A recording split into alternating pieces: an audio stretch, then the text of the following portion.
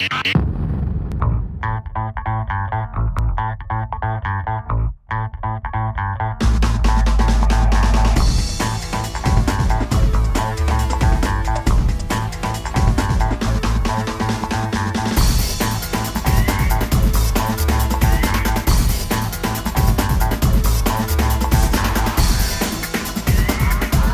I'm Bill Snyder, Sports Information Director at Mississippi Gulf Coast Community College, and welcome to another edition of Bulldog Blitz. With me, as always, Gulf Coast head coach Steve Campbell. We opened the home season last night, the South Division, against an old rival, Jones, and it was another one of those grinded-out games as the Bulldogs win it 17-10 now.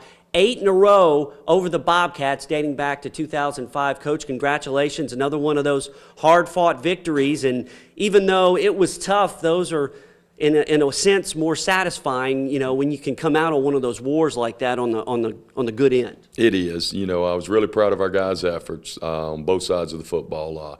You know, did a great job of coming out and winning the game the way that we had to win it against Jones. You know, typically, you know, Jones is a great football team, and you know, traditionally all of these games have been decided by a touchdown or less, or somewhere in that 17-10, 14-13, 20-17 type range. And it was another typical Jones Gulf Coast football game, and I'm really proud of our guys' effort. Found a way to win, found a way to get it done. It was great to be at home. I think our home crowd was tremendous. The band, the cheerleaders, the Perkettes, the dog pound, everybody got involved, and it was a total, you know, it was a great win, great way to have a centennial celebration for first home victory. All right, nice little segue into the centennial thing. We'll talk about that a little bit later. But coming up after the break, we'll see all the action from the big win over Jones. You're watching Bulldog Blitz here on WLOX. At Mississippi Gulf Coast Community College, it's like this. We've prepared generations of students for careers and for life. You have options that benefit your busy lifestyle while earning a degree, working, and enjoying time with family. Career and technical courses are offered evenings and weekends, and in hybrid or online formats. Apply online and check the availability of financial aid and scholarships. Mississippi Gulf Coast Community College, celebrating excellence for 100 years.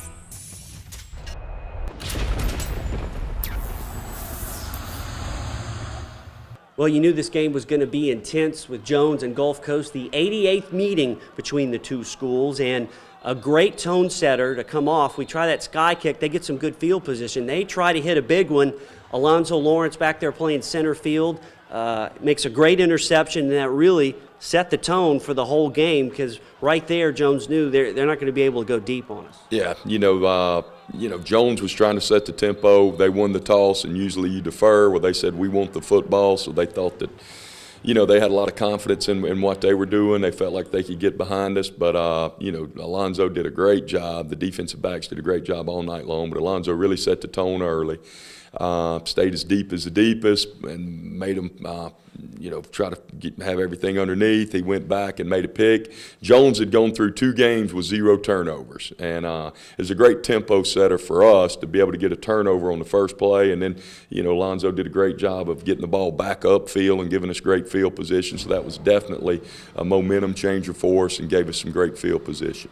On that drive ensuing after the interception, methodically down the field, running the ball. Then James Gilliam gets hurt over there on the sideline. He comes out. Taylor Pontius kicks a field goal. We go up 3-0. So heading into the second quarter, the Bulldogs leading 3-0. At that point, the offense trying to find its rhythm after the Gilliam injury, but the defense came out strong, held Jones to a field goal. So it was 3-3, and it was setting up to be a defensive struggle at that point, which in a lot of cases is what you kind of like, one of those old school games, kind of like we had last week against Delta.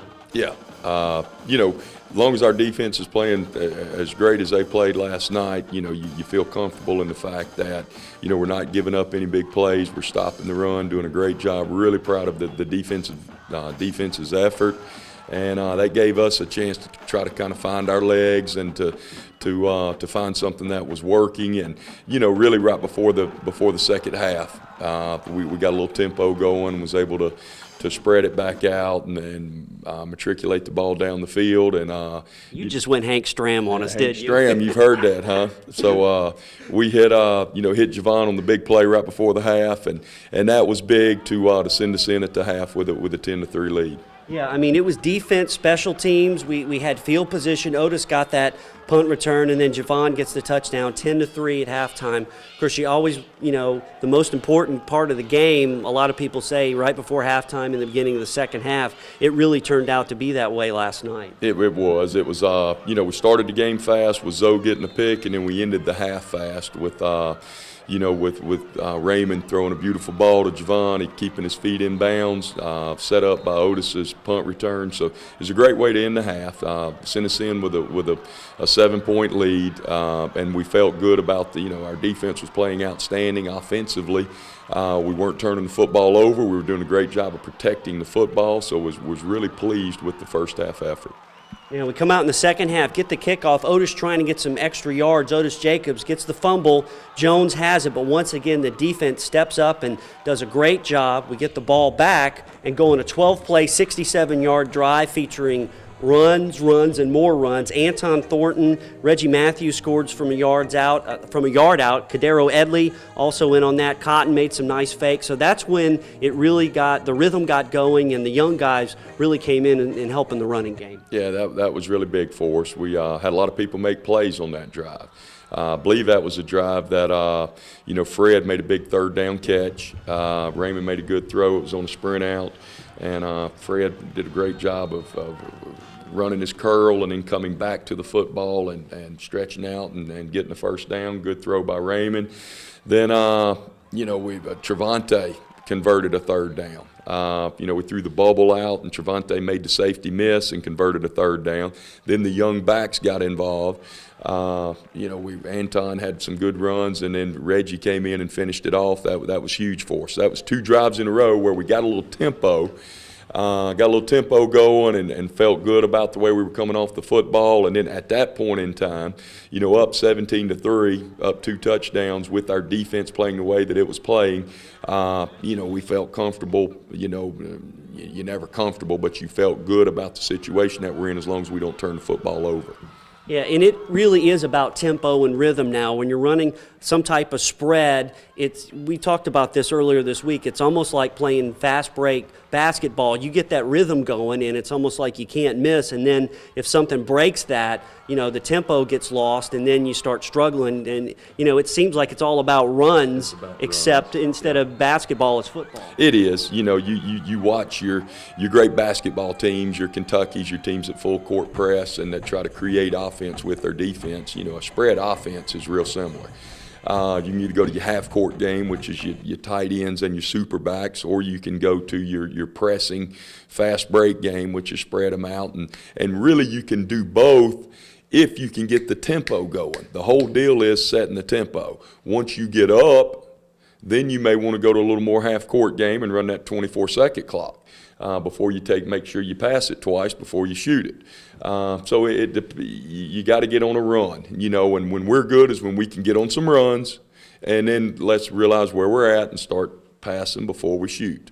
So a real good analogy, Bill. That's what college football is today with so many spread offenses. So are we now the Loyola Marymount of college football? No, Loyola Marymount's deal is get it over half court and throw it up. Yeah. But defense is only a rumor for them. That defense is a rumor. That's right. Yeah, but it is a good analogy, the rhythm, the tempo. So 17-3, and once again the defense played strong. The offense ran the ball just enough to kill some time. Then late, I think, or midway through the fourth quarter, Otis Jacobs had a great pick over on our sideline. Every time they got something going, the defense stepped up, and that was really nice to see. Now, late in the game, they got a late touchdown after the scary injury by Jamal Montag, their wide receiver. Fortunately, we've heard he's okay. He was carted off. He had a stinger, and it looked kind of scary, but he was okay. Right after that, they hit on a one-on-one coverage over there to get deep, and then it appeared they scored a touchdown, and that touchdown counted, but we have a photo that shows the ball wasn't even over, but that's neither here nor there. It was 17-10, and that made it slightly interesting at the end. They couldn't get the onside kick, and we get the victory 17-10, but it's another one of those defense, special teams, ball control, winning football formula. Maybe not the most glamorous, maybe not the Lakers Showtime of the 80s, but it worked, and we got the win. Oh, definitely. You know, you take a win any way you can get it in this league, and especially against Jones, who is a great football team. They came into this game 2-0 with a very high-powered offense, and their defense, they had the number one defense in the league now. Let's know they'd given up 116 yards a game through 2 games. So, it was tough offensively, but they shut out Mississippi Delta and they shut out Coahoma gave up 6 points until the fourth quarter when their twos were in there against Coahoma. So, I was really pleased of the effort on both sides of the ball. You can't overlook the play of Will Scott, who, pinned them deep. Lamar Smith did a great job in coverage, all of our coverage guys, but the one sticks out in my mind, Lamar beating the man-to-man, going down there, tackling their return guy who is very dangerous, putting him on the ground. Big special teams plays there. Pontius, drilling the field goal, giving us a 3-point lead. You can't take that for granted. That's a great job. So it was a total team victory. Really proud of the effort. A lot of things we got to work on. Got to learn how to finish a game. We had a silly penalty there at the end. We're third and this far to being able to take a knee. We have a penalty. They're late. We let a ball get behind us to really give them their only touchdown of the game. There's some things that and offensively, up front, we've still got some things that we definitely need to work on to protect Raymond, give him more time to throw the football. But all week we talked about making plays. We had a lot of guys step up. Starting with first play, Zoe made a great play to set the tempo. Defensively, we had guys make play after play after play after play. Offensively, Fred made plays, Javon made plays, all the backs made plays. Raymond made plays. So I was really proud to see people step up and make plays, because that's what it all boils down to. Everybody on the national, you watch Notre Dame and Michigan. Or you watch SportsCenter, it's who's making the plays. You watch Auburn, Mississippi, who's making the plays. You watch Gulf Coast Jones, who's making the plays. And our guys made plays, so I'm really proud of their efforts. It was a nice effort. So we're 2-1 overall, and more importantly, 1-0 in the South Division. Speaking of plays, we have our offense, defensive, and special teams plays of the week, courtesy of our sponsors. First, the Raising Cane's offensive play. Thought it was that touchdown from Cotton to Bell. Just seeing Javon in the end zone was huge, and throw that in at the end of the first half to give us a touchdown lead. A lot of good momentum there. Yeah, that was. It's always great to have that lift right before the half to go into halftime with some momentum, and definitely did that. Raymond had good protection, made a great throw. Javon, great catch. That was a big play. It was our defensive play, courtesy of Jack's home improvement. I thought it was right off the bat, the Alonzo Lawrence interception, which showed them that they're going to have trouble if they try to go deep, and that really changed, to me, their offensive game plan, because then they started throwing crossing routes underneath, and they were dinking and dunking, but it was wasting time, and they never really got a big play up until the very end. Right. That, to me, that was a tempo setter, because we had talked about we can't turn the football over, because they hadn't turned the football over in 2 games. And we made big point of emphasis on creating turnovers and us protecting the football, that's their MO. And I know that, they elected to receive. They wanted the football and to attack us right out. They thought they had something. But we played it great, got pressure on the quarterback, and Zoe made a great play. So that was definitely a tempo setter. And I know mentally it probably had to affect their psyche at some level, to where here we go, we'd like to think maybe here we go again. We hadn't turned the ball over, and now we turned it over on the first play. So that was definitely a tempo setter for us.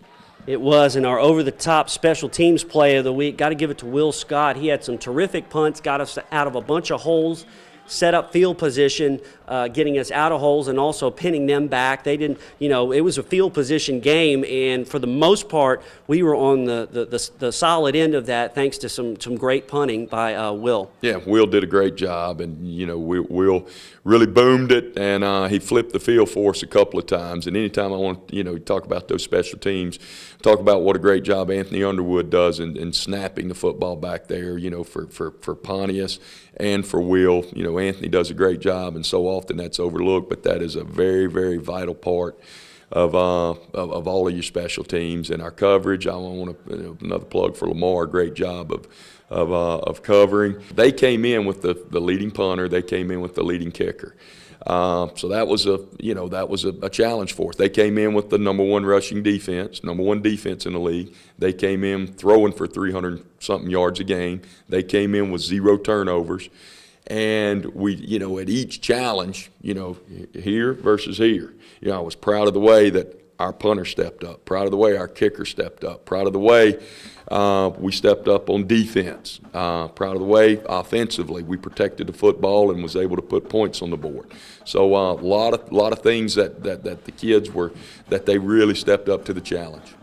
They did. You were talking about that. It almost reminded me of the old NFL Today when Jimmy the Greek would get on there and put, Detroit, Chicago, check, check, check. And we got to check on intangibles, which I didn't know what it meant when I was 10 years old, but I think I do now. Anyway, we win it 17-10. Now we go 2-1 on the year and 1-0 in the division, as we told you earlier. Now, coming up after the break, we'll take a look at one of our sophomore leaders on the Bulldogs. But heading in, we'll take a look at the MAC-JC Week 3 scoreboard and standings, courtesy of Western Sizzlin'.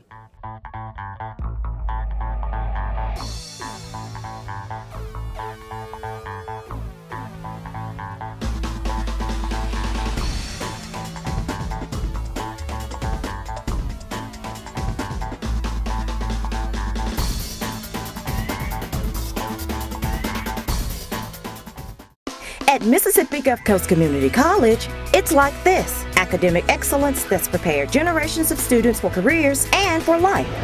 Non-traditional students enjoy the convenience and flexibility of online classes. You can earn a degree, work, and still enjoy time with family. Visit mgccc.edu to apply online and learn more about financial aid and scholarships.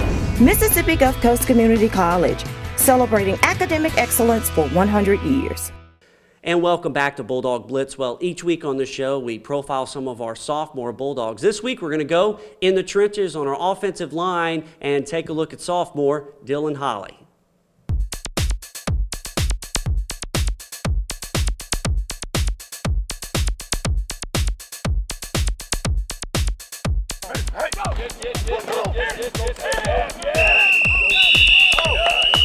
I've been trying what I can. Me and Coach Campbell, he talks to me every day, asks me what I think, and we've just been trying to work hard and make sure they're all ready. And I told him what to expect because I was in the same shoes last year, and I ended up having a pretty good season. But I try to spend my extra time, besides taking breaths and stuff, helping out with technique, steps, and learning plays, making sure they know, telling them to get their butt low and head play sides and things like that. Try to help Coach out when he's busy doing other things.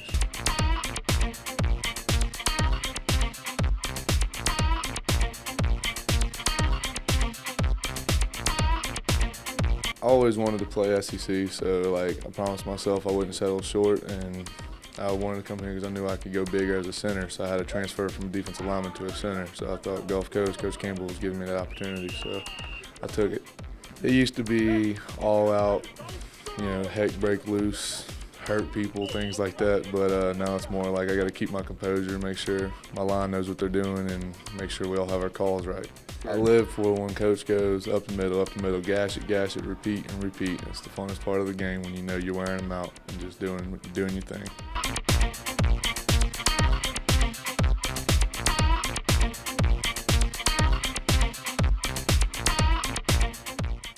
And Dylan Holly talked about in that piece about starting out in high school in defensive line, coming here, going to the offensive line, and then right off the bat, boom, he becomes the starter for us last year. Then this year, still learning the position. He's one of the leaders now, and it seems like he gets better every game, and he's a great leader to have in there. No question. Dylan is definitely our leader up front. He's our bell cow. I mean, they follow him, and he's been a warrior since the day he stepped foot on campus.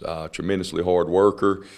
Football's very important to him. His academics are very important to him.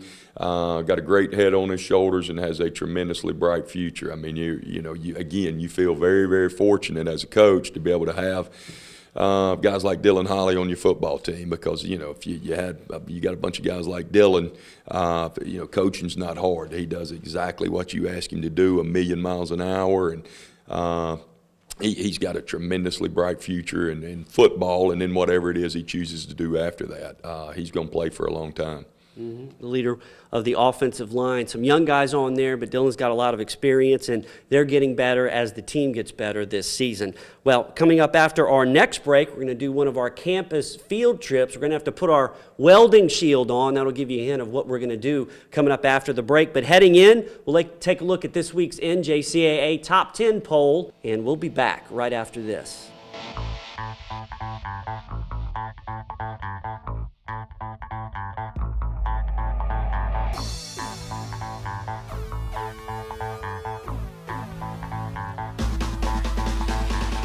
At Mississippi Gulf Coast Community College, it's like this.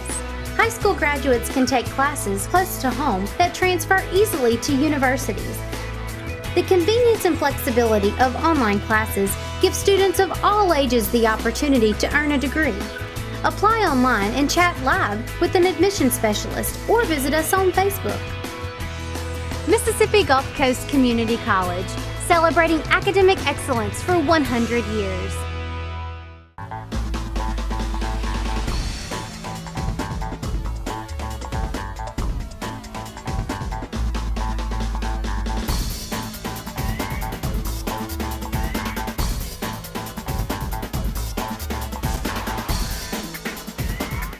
And welcome back to Bulldog Blitz. You saw our soccer team's got a split against Pearl River. They take on Southwest this weekend and get in deeper into their schedule in the 2011 season. Our golf team, by the way, another note, finished 7th at the Wallace State Invitational in their first fall match of the year. Now let's go on a campus field trip and find out about our terrific welding program here at Mississippi Gulf Coast Community College. We're going to take a look at that right now.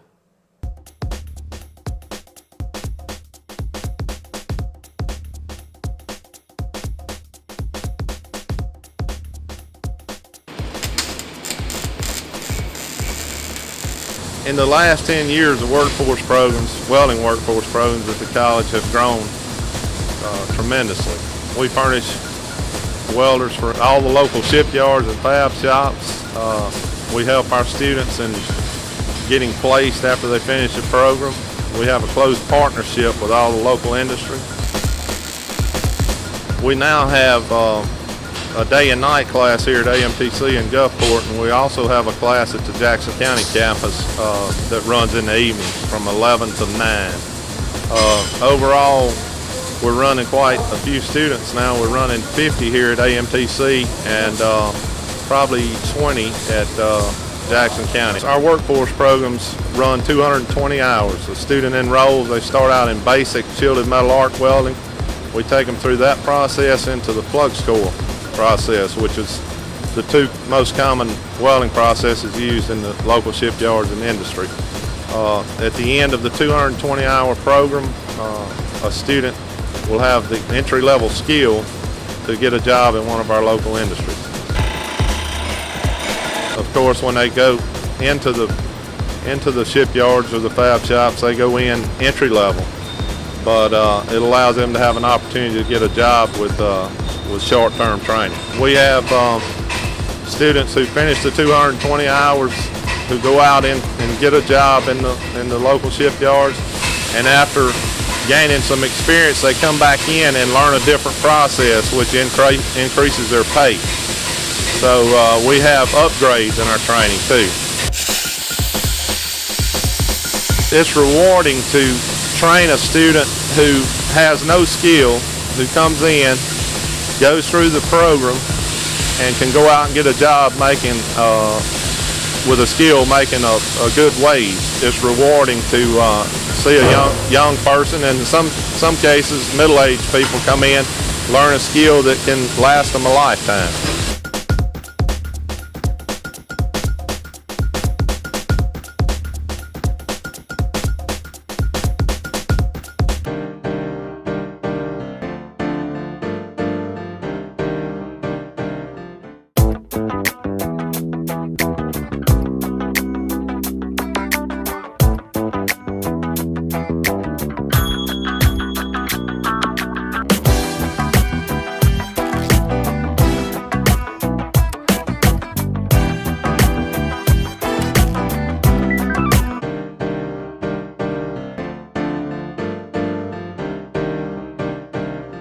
Welcome back to Bulldog Blitz. We hope you enjoyed that centennial moment. We're doing that each week on Bulldog Blitz as we celebrate our 100-year anniversary. And we kicked that off last night with the Bulldog tailgate, and that transitioned into the ball game against Jones. Now we turn the page forward. We're going to go back on the road again. We just enjoyed some home cooking, Coach, and then now we got to go back on the road again, taking on Southwest over in Summit. It's always a tough place to play. We're down there in that bowl, and they played Pearl River tough, so doesn't seem to be getting any easier. It doesn't. You know, in the South Division, again, it's kind of like the SEC. Every week you have to be ready to go. And Southwest will definitely be a big challenge for us. We hadn't seen them on film yet. What I do know about them is that they've got a quarterback that can flat out run the football. I know the first week of the year they rushed for something like 360 yards. Very dangerous running the football. They've got the old offensive coordinator from Northwest. If y'all remember from the national championship year, do y'all remember when we beat them in overtime and then came back and played them? Same offense with a running quarterback, power runs, sweeps, a lot of speed. Southwest always has a lot of team speed. Tremendously well coached on defense. They run a 3-3 stack, same defense that we run, and they do a great job of it. And it's always a big challenge for us every time we go over there. Yeah, they're down in that bowl, and they have a one of those home field advantages. It doesn't seem like it is, but you get over there and you're like, what's going on? All of a sudden you're in a ball game. Oh yeah. They one thing about Southwest is they play tremendously hard. Their staff does a great job, and they're really getting their guys prepared. And there's good football over in that area. That's Macomb, South Pike, Tylertown, who won state the last, I guess 2 out of the last 3 years, or how many. Macomb and South Pike who are always winning. Then they get unlimited amount of out-of-staters from Tangipahoa Parish. That's Hammond, Amite, Kentwood, Ponchatoula. So, they've got a ton of talent over there. Yeah, they could have recruited Brittany Spears if she played football then. That's exactly right. Brittany Spears, as a matter of fact, I used to coach at Southwest. Brittany Spears' first husband played football at Southwest right after we left. That's a good point. You'll never get that anywhere else but right here on Bulldog Blitz. For some reason, my instincts had mentioned Brittany Spears, and we were on the same wavelength. That game, by the way, next week will be on 103.1 FM, WOSM. Kickoff is at 6:30 over in Summit, and you can listen to the game there. Of course, you can have all your Bulldog information at our website, mgcccbulldogs.com, and via Twitter updates, twitter.com/PerkSID. So we travel over to Summit next week after getting off to a 1-0 start in the South Division with a big win over Jones. For head coach Steve Campbell, I'm Bill Snyder. Thanks again for watching Bulldog Blitz. Good night and have a terrific weekend.